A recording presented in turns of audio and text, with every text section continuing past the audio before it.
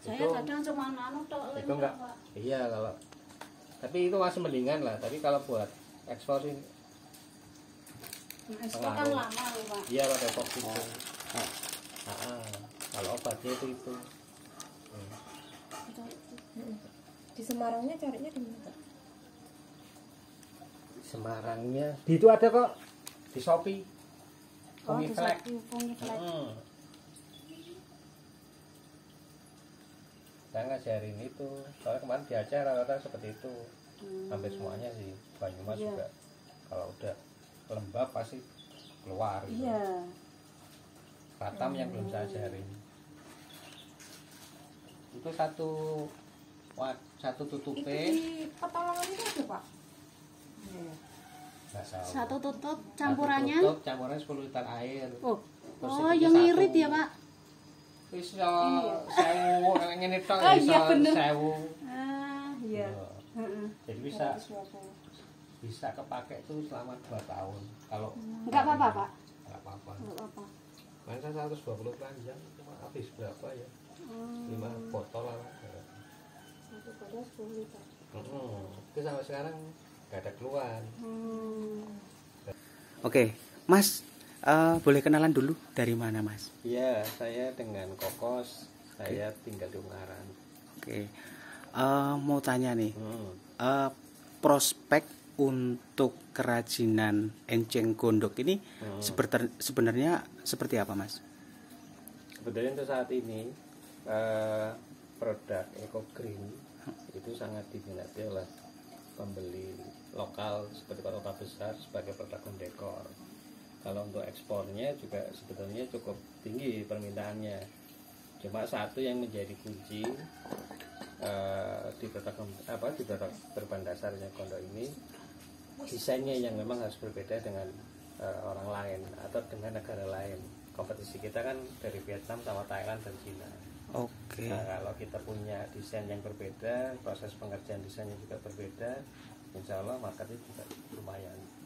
Oke, berarti ada sebuah produk mestinya harus menjadi pembeda gitu ya, desainnya tentu. Oke, sebelum ke desainnya, untuk kualitas sendiri seperti apa yang sudah dilakukan dari teman-teman UMKM ini?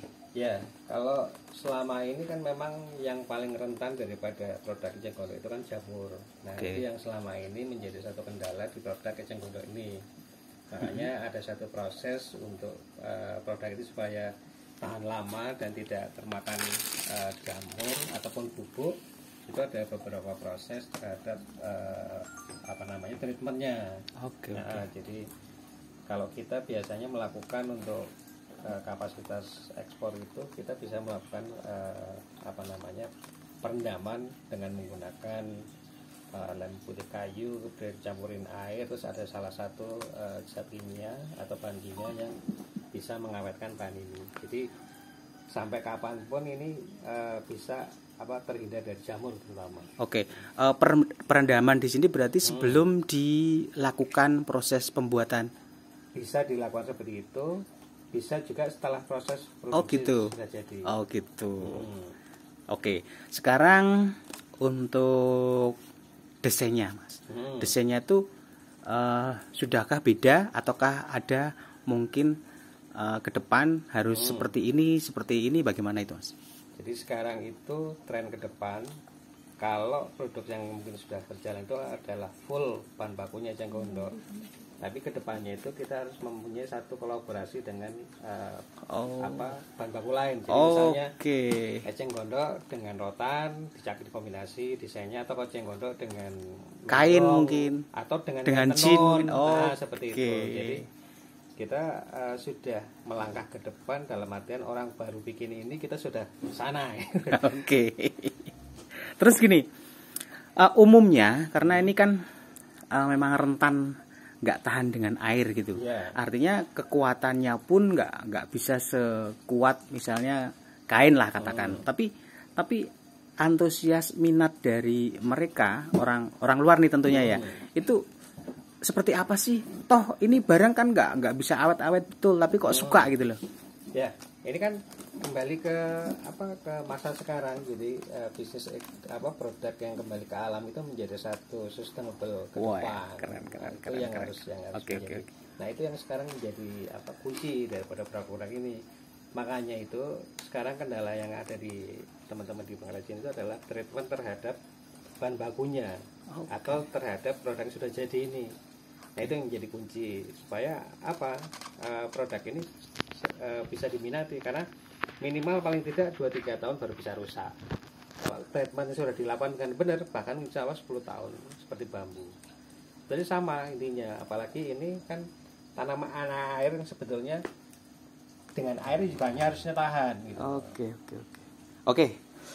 Terakhir Mas, teman-teman dari UMKM Kabupaten Semarang ini kan juga sepertinya banyak nih yang membuat produk-produk dari bahan baku enceng gondok, karena kebetulan memang menjadi tren enceng gondok itu tumbuh di Rawapening yang luasannya sekian ribu hektar. Nah, ini motivasi apa Mas? Dorongan apa? Kemudian harus seperti apa mereka-mereka ini tetap berkarya dengan menggunakan enceng gondok, tetapi tentunya dengan kualitas yang bagus dan pemasarannya yang selalu rutin gitu loh. Artinya begitu gawe itu jelas pasarnya gitu loh Mas. Iya. Gimana itu Mas?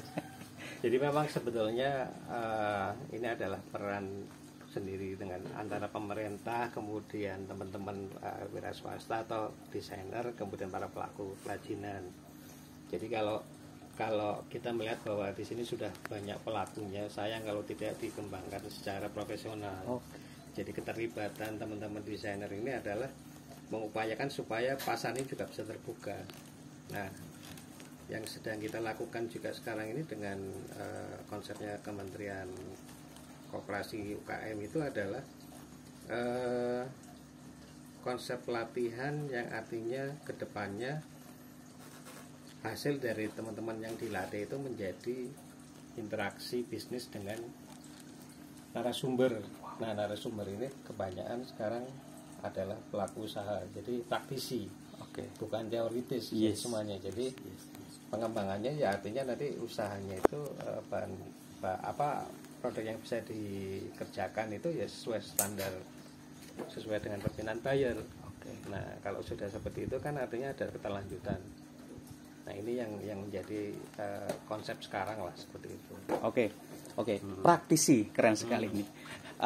Seorang pelaku produksi ini memang sudah selayaknya dan patut diberi label praktisi, karena mereka tidak hanya berteori. Betul. Nah, saya lihat Mas Koko ini juga sebagai pelaku, juga eksportir.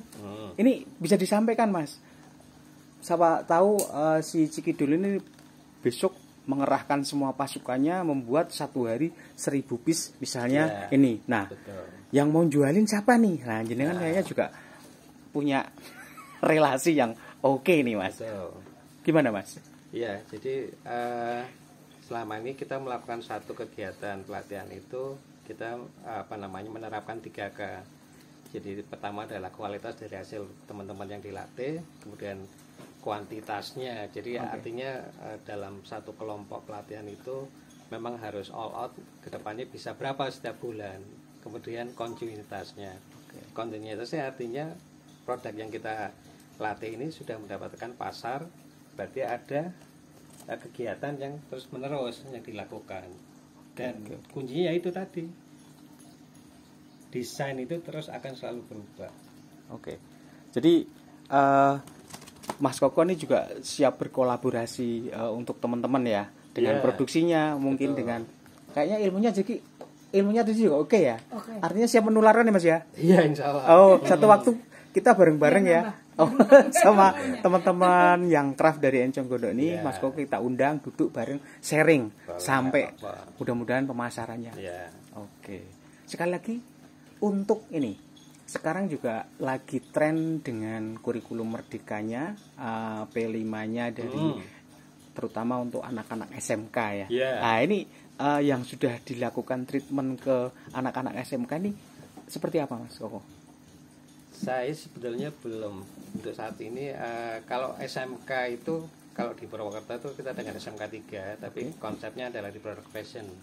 Kalau di produk handicraft ini belum pernah melakukan, tapi kalau memang itu bisa dilakukan, Siap. alhamdulillah Oke. siap. Karena artinya ini kan istilahnya apa ya, masanya anak muda untuk berkreasi. Oke. Jadi tempo lalu saya juga salah satunya dengan Mbak Ciki dulu, Mbak Rofidah ini sebenarnya membuat satu stimulus ke 1.400 siswa ya Mbak ya, SMK Negeri 1 Jambu ketika itu membuat gantungan kunci dari enceng gondok. Kita memang pingin mengangkat sebuah isu karena enceng gondok di Rawapening itu sebagai gulma, tapi kami menyikapi sebenarnya itu sebuah ekosistem dan pingin kami sampaikan, kampanyekan bahwa enceng gondok pun bisa menjadi satu nilai yang sangat luar biasa. Maka kami mencoba mengenalkan ke anak-anak secara kolosal membuat gantungan kunci. Nah ini kepinginnya kami itu juga ada kelanjutan dari sekolah lain atau kelompok lain, komunitas lain yang benar-benar bisa mengungkap sebuah tanda petik gulma tadi itu menjadi uang gitu loh. Keren nggak Mas kira-kira ini Mas? Sebenarnya kan ini memang sesuatu hal yang cukup baik ya. Apalagi progresnya SMK itu kan ada program industri. Yes, sekarang. Selama ini kalau memang itu bisa dilakukan, saya rasa SMK ini menjadi satu kegiatan produktif yang menghasilkan untuk sekolahan juga, untuk masyarakat juga. Kalau ini bisa dimaksimalkan, artinya dengan produk yang bisa dihasilkan untuk ekspor, wah suatu hal yang menarik ini. Suatu hal. Padahal jelas bisa diekspor ya. Iya. Gitu loh. Nah, artinya keberlanjutan nantinya. Karena yang sudah kita terapkan juga dengan teman-teman SMK yang ada di Purwokerto itu untuk khusus fashionnya, mereka setelah lulus pun akhirnya menjadi pelaku industri juga, pelaku usaha juga dengan ilmu yang kita berikan ke mereka. Kuncinya satu itu pokok, yang penting desain yang kita terapkan ke teman-teman istilahnya magang lah ya. Siap ya, satu waktu nanti kita undang. Tapi sosial loh. Enggak apa-apa. Ya untuk karena isu di Kabupaten Semarang ini begitu luar biasa ketika bicara enceng gondok.